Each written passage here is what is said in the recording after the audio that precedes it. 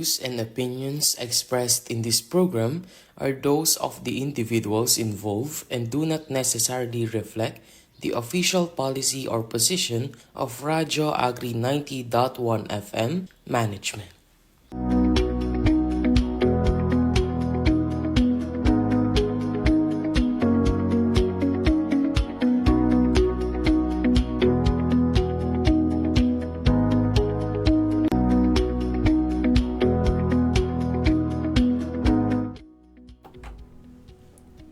Magandang hapon po sa lahat ng ating mga listeners at syempre sa ating mga live viewers through Radio Agri 90.1 at DA Filmic Facebook page. Ako po si CJ. At ako naman si Akin. Kayo po ngayon ay nakatutok at nakikinig sa Coco Talk, usapang shared facilities for processing.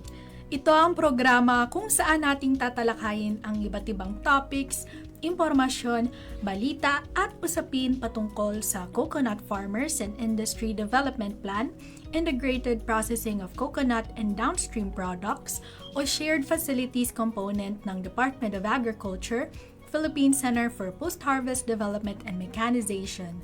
Dito lamang yan sa Radio Agri 90.1 FM Filmneck, Kasaganan para sa bayan. Bago tayo magsimula sa ating programa, batiin muna natin ng isang magandang hapon ng ating Director 4, Dr. Junicio G. Alvindia, ang ating Director 3, Sir Joel V. Dator, ang Interim Head of the CTF FMOD, Engineer Bartolome S. Tesorera Jr., ang Chief of the Applied Communication Division, Sir Elijah Z. Davalos, and to the rest of the Division Chiefs of Filmec, magandang hapon po.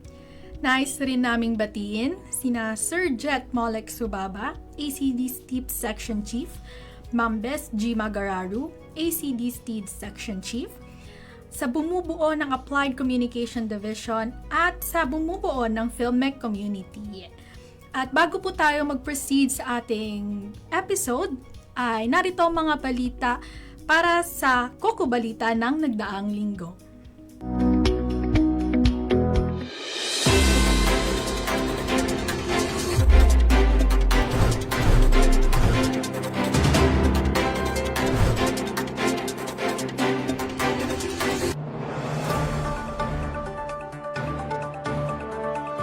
Turnover ng White Copra Drying Facility isinagawa sa Negros Oriental. Isinagawa noong April 10 sa Zamboanguita, Negros Oriental, ang turnover ng White Copra Drying Facility sa Zamboanguita Small Coconut Farmers Multipurpose Cooperative, ang kauna-unahang pasilidad para sa White Copra sa lalawigan.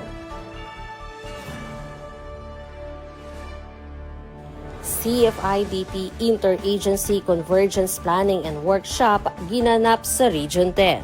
Sa pangunguna ng Filmec, katuwang ang PCA at DA Regional Field Office 10, isinagawa ang CFIDP Interagency Convergence Planning and Workshop para sa shared facilities for processing ng rehiyon noong April 16 sa Cagayan de Oro, Misamis Oriental.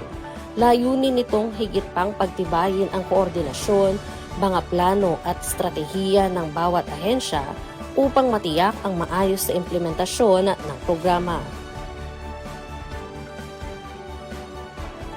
Site monitoring ng SFP isinagawa sa Sarangani Province.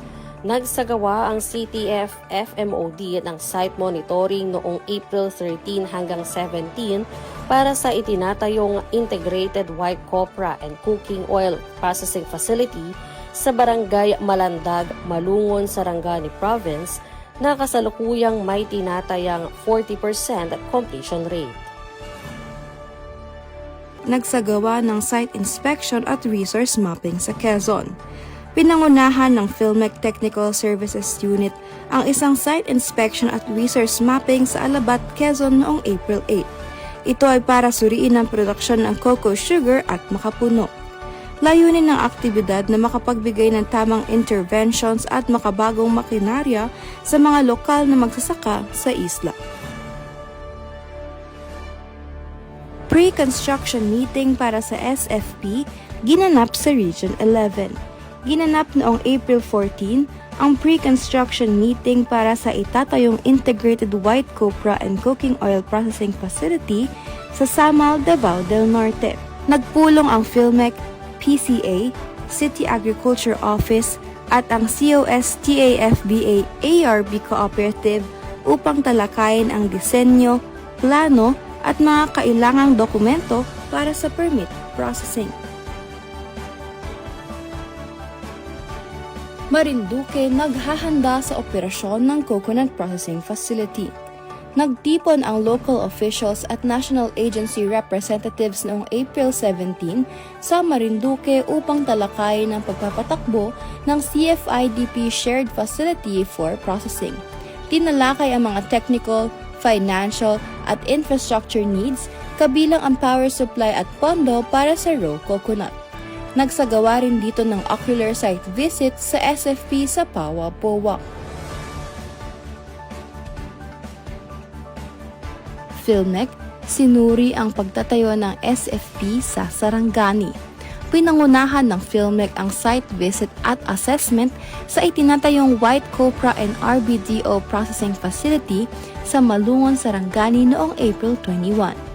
Siniguro ang pagsunod sa technicalities at construction timeline ng proyekto upang maihanda sa installation ng mga makinarya sa mga susunod na buwan.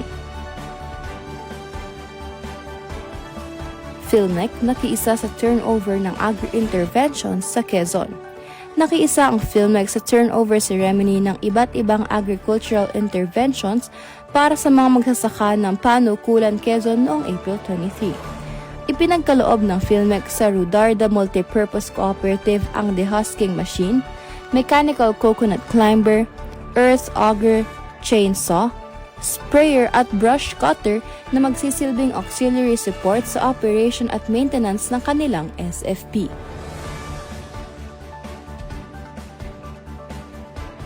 PhilMec at PCA nagsagawa ng gap analysis sa Nueva Vizcaya. Nagsagawa ng gap analysis ang PhilMec at PCA para sa Alfonso Castañeda Multipurpose Cooperative upang mapabuti ang kanilang produksyon ng buko pie. Sinuri ang kasalukuyang sistema at kakayahan ng kooperatiba alinsunod sa mga itinakdang pamantayan. Entrepreneur mula Kalinga bumisita sa PhilMec para sa pagtatatag ng CFC. Bumisita sa PhilMec main office ang entrepreneur na si Mr. Geoffrey Peralta upang isulong ang pagtatatag ng Coconut Farmers Cooperative sa kanilang rehiyon. Layunin nitong makakuha ng makabagong pasilidad para sa produksyon ng cooking oil at virgin coconut oil na inaasahang magpapataas ng kita ng mga lokal na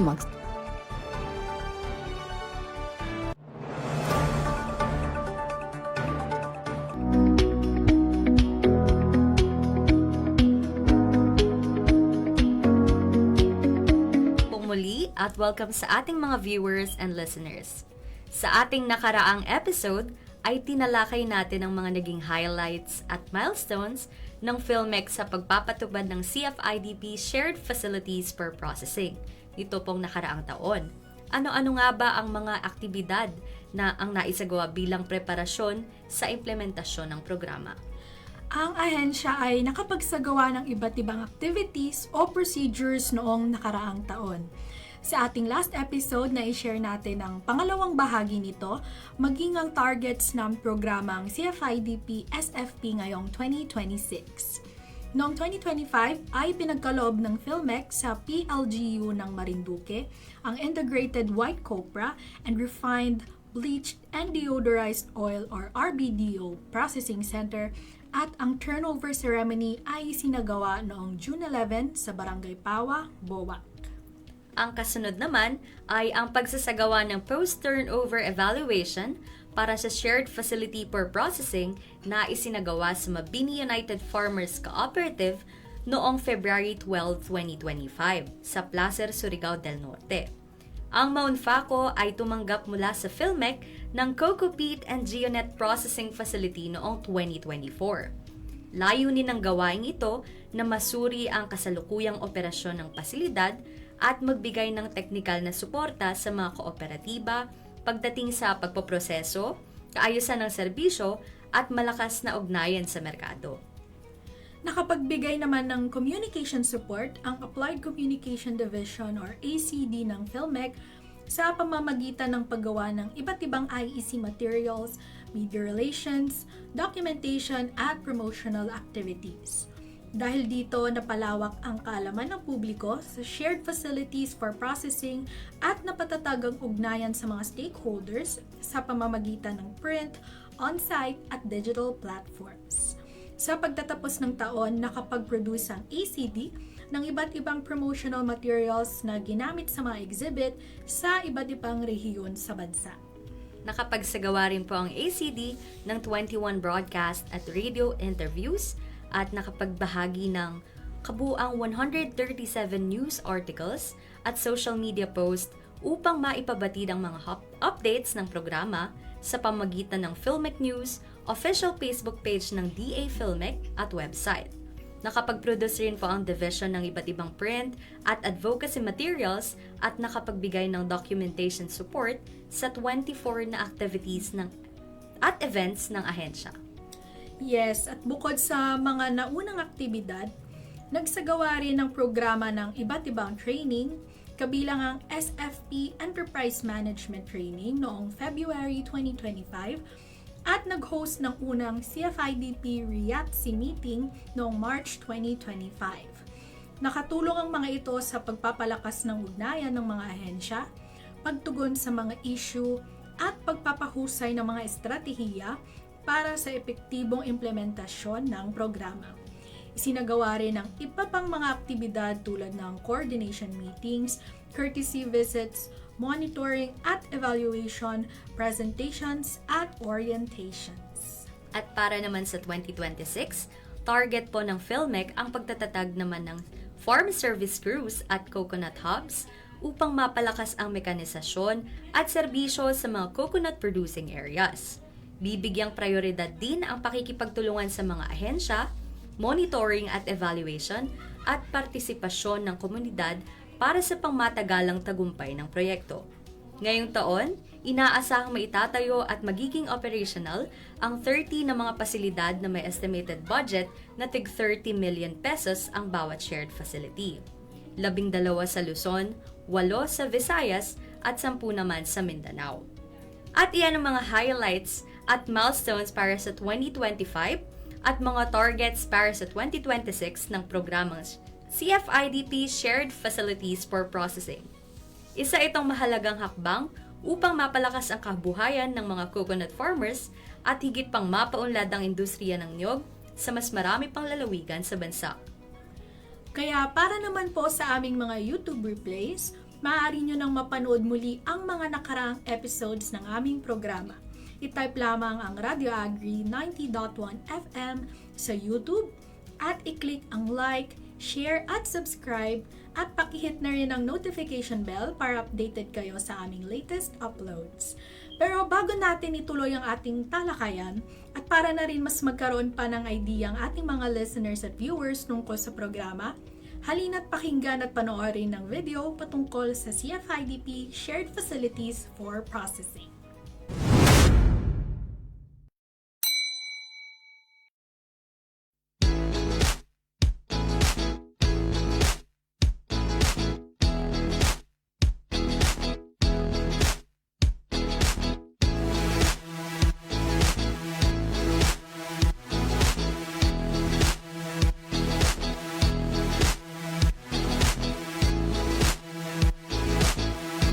Isa sa mga pangunahing programa na ipapatupad sa ilalim ng Coconut Farmers and Industry Development Plan ay ang pagtatayo ng mga pasilidad na tatawaging Shared Processing Facilities para sa pinagsama-samang pagproseso ng mga produkto mula sa niyog.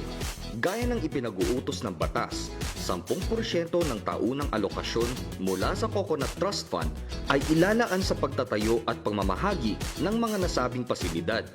Hangarin ng programang ito na pataasin ang halaga ng niyog sa lokal at international na pamilihan. Ang Philippine Center for Post-Harvest Development and Mechanization o PhilMec, kasama ang buong pamunuan ng PCA, ang siyang mangunguna sa pagpapatupad ng mga aktibidad ng programang ito. Katulong ang pakikipag-ugnayan sa iba pang mga ahensya ng pamahalaan tulad ng DPWH, DTI, CDA, ATI, TESDA, BAI, NDA, HBCDP, DBP o LBP at DOST. Ang mga ahensyang ito ang maghahanda ng mga kani-kanilang work and financial plan sa bawat taon ng implementasyon ng programa. Gayon din ang pangangasiwa sa pagkuha at pag-install ng mga kaukulang makinarya at kagamitan. Higit sa lahat, tungkulin ng pamahalaan na maayos ang paggamit ng pondo at maghanda at magsumite ng mga kaukulang ulat ayon sa pagpapatupad ng iba't ibang mga proyekto. Ang shared processing facilities ay inaasahang magbubukas ng mga negosyong nakabase sa bawat komunidad na nilapatan ng mga praktikal na solusyon sa sistema ng pagproseso tungo sa pagpapaunlad ng lokal na industriya ng niyog. Bukod pa riyan, kasama rin sa programang ito ang pagproseso ng mga sari-saring produktong pang-agrikultura tulad ng kape, kakao at mga alagang hayop. Ang mga pasilidad ay magkakaroon ng angkop at dekalidad na mga makina at kagamitan batay sa panukala o kagustuhan ng mga benepisyaryo nito.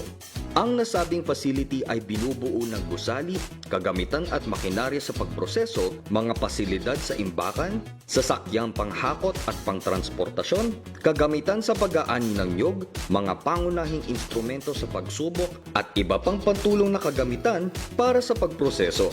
Ilan sa mga halimbawa ng itatatag ng mga processing facilities ay mga sumusunod: Integrated White Copra Centrals, Copra Buying Stations, Integrated Coconut Processing Centers, Cocoa Sap-based Processing Facilities, Cocoa Coir Processing, Coconut Shell Charcoal Granulating Plant, Cocoa Food Center, Integrated Processing Facilities for Buko, Cacao and Coffee Processing Centers, Dairy Milk and Livestock-based Processing Centers at Farm Service Crews. Sa pangkalahatan, layunin ng programa ang makapag-ambag sa pagtaas ng kita ng mga magsasaka sa pamamagitan ng pagproseso at pagdaragdag ng halaga sa kanilang produkto.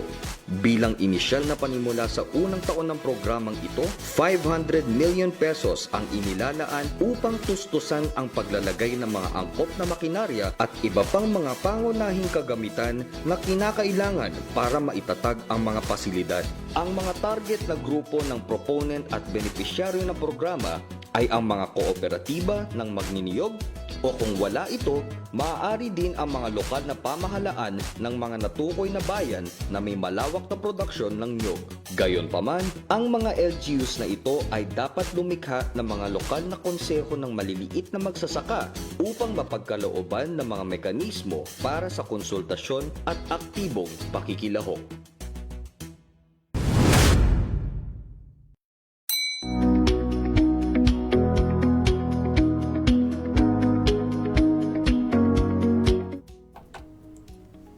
Natunghayan po ninyo ang video at impormasyon patungkol sa CFIDP Shared Facilities for Processing.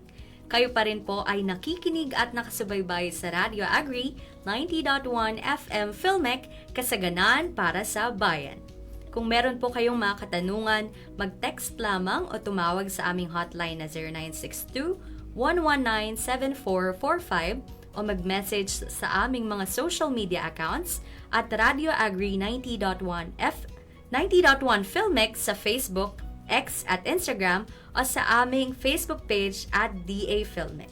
Yes, at para naman sa episode natin ngayon, mahalagang pag-usapan ito dahil dito natin mas mauunawaan ang mga pagbabagong isinasagawa sa pagpapatupad ng CFIDP program para sa mga susunod pang taon. Sa pamamagitan ng talakayang ito, mabibigyang linaw hindi lamang ang kasalukuyang estado ng programa, kundi pati na rin ang direksyong tinatahak nito upang mas maging epektibo at kapaki-pakinabang para sa ating mga coconut farmers. Mahalaga ring ipabatid sa ating mga coconut farmers na ang CFIDP implementing agencies sa pangunguna ng Philippine Coconut Authority ay patuloy na kumikilos upang ayusin, iakma at higit pang pagbutihin ang implementasyon ng programa kung kinakailangan. Hindi ito isang fixed system. Ito ay patuloy na umuunlad batay sa pangangailangan ng sektor at sa mga aral na nakukuha mula sa aktwal na pagpapatupad nito sa iba't ibang lalawigan sa bansa. Ang lahat ng mga pagbabagong ito ay nakatuon sa iisang layunin, ang mapabuti ang kabuhayan ng ating mga coconut farmers. Kaya naman, samahan niyo kami dito sa ating talakayan at alamin natin kung paano mas mapapakinabangan ang mga oportunidad na hatid ng CFIDP program para sa mas maunlad at mas matatag na industriya ng niyog. Inaprubahan ni Pangulong Ferdinand R. Marcos Jr. ang Coconut Farmers and Industry Development Plan o CFIDP 2024 to 2028. Isa itong mahalagang hakbang ng pamahalaan upang mas mapataas ang productivity at kita ng ating mga coconut farmers, mabawasan ang kanilang paghihirap, at tuluyang maisulong ang modernisasyon ng buong industriya sa bansa. Sa pamamagitan ng Memorandum Circular No. 84 na nilagdaan noong May 21, 2025, formal na inadopt ang updated version ng CFIDP. Ito ay nagsisilbing revised version ng naunang CFIDP 2022 to 2026 kung saan isinama ang mahahalagang pagbabago at pag-aangkop batay sa mga karanasan, hamon at pangangailangan na nakita sa mga unang taon na implementasyon ng programa. Layunin po ng CFIDP 2024 to 2028 na maglatag ng mas malinaw, mas sistematiko at mas epektibong mga estratehiya para sa pagpapatubad ng iba't ibang national development programs na direktang makikinabang ang sektor ng niyog. Kabilang dito ang pagpapalakas ng social protection para sa mga coconut farmers, pagbibigay ng mas maraming oportunidad sa capacity building at skills training, pagpapatatag ng mga samahan o farmer organizations, at pagpapalawak ng access sa mga makabagong infrastruktura at support services. Hindi lamang ito nakatuon sa produksyon, kundi pati na rin sa kabuuang pag-uunlad ng kabuhayan ng mga magsasaka mula sa pagtatanim at pag-aani hanggang sa pagproseso at pagmamarket ng kanilang mga produkto. Sa ganitong paraan, layunin ng programa na may angat ang socio-economic status ng ating mga coconut farmers at mabigyan sila ng mas matatag at mas maunlad na kinabukasan. Kaya naman sa mga susunod na bahagi ng ating programa, samahan ninyo kami upang mas maintindihan pa natin kung paano maisasakatuparan ng mga layunin ito at kung paano kayo, bilang bahagi ng sektor ng niyog, ay maaaring makinabang sa mga oportunidad na hatid ng CFIDP. Ang Philippine Coconut Authority o PCA po ang nagsisilbing lead agency sa implementasyon ng planong ito. Inatasan din ang lahat ng ahensya ng gobyerno, kabilang na ang mga state universities at colleges, government-owned at controlled corporations, at government financial institutions na makiisa at suportahan ang implementasyon ng CFIDP. Maging ang mga local government units o LGUs ay hinihikayat na makibahagi sa pagpapatupad ng mga programa at mga proyekto nito. Ang pondo para sa implementasyon ay nagmumula sa Coconut Farmers and Industry Trust Fund, alinsunod sa Republic Act No. 11524, pati na rin sa existing appropriations ng iba't ibang ahensya ng gobyerno. Ayon sa PCA, ang revised CFIDP ay bunga ng malawakang konsultasyon mula sa stakeholder forums, coordination meetings ng implementing agencies, hanggang sa public consultations kasamang mga farmer groups at coconut farmer leaders. Isa sa mga mahalagang pagbabago sa bagong CFIDP ay ang restructuring ng mga programa. Mula 6, ginawa itong 7 pangunahing components.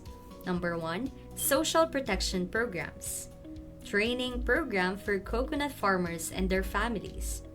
Coconut Farmers Organization and Empowerment through Cooperatives. Coconut Hybridization Program. Community-Based Farm Enterprise Development.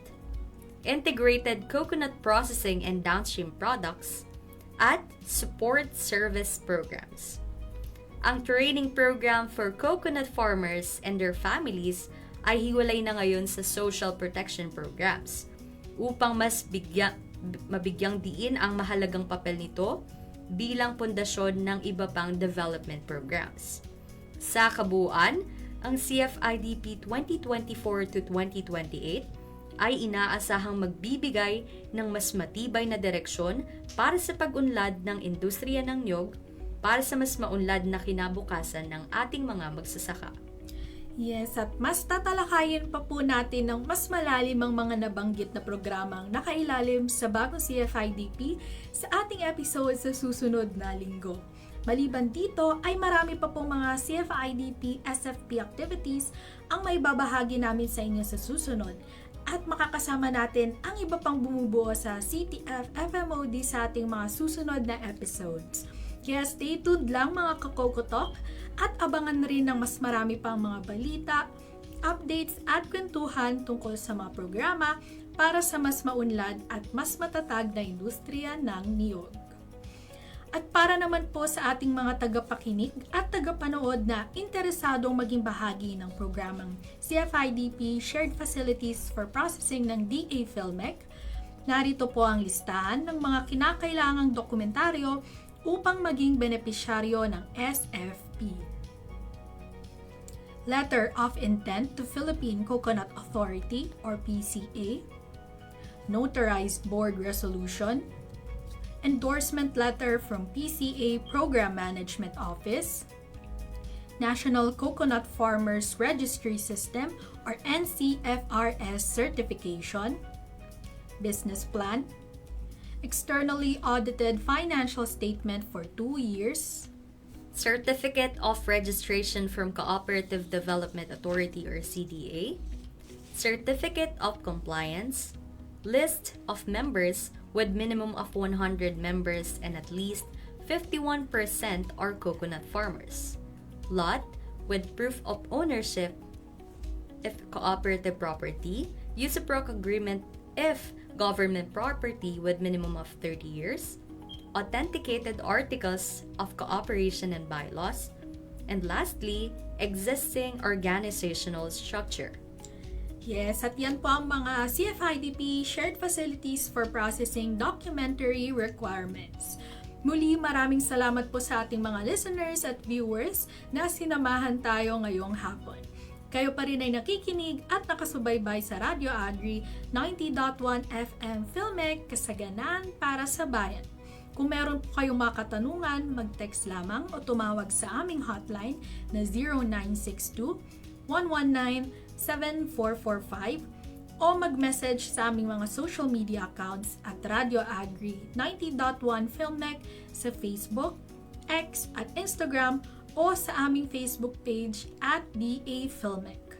Muli, ako po si Akin at kayo ay tumutok sa Coco Talk usapang Shared Facilities for Processing. Ako naman po si CJ at ito po ang programa kung saan ating tatalakayin ng iba't ibang topics, impormasyon, balita at usapin patungkol sa Coconut Farmers and Industry Development Plan, integrated processing of coconut and downstream products, o shared facilities component ng Department of Agriculture, Philippine Center for Post-Harvest Development and Mechanization. Dito lamang yan sa Radio Agri 90.1 FM PhilMec, Kasaganaan para sa Bayan.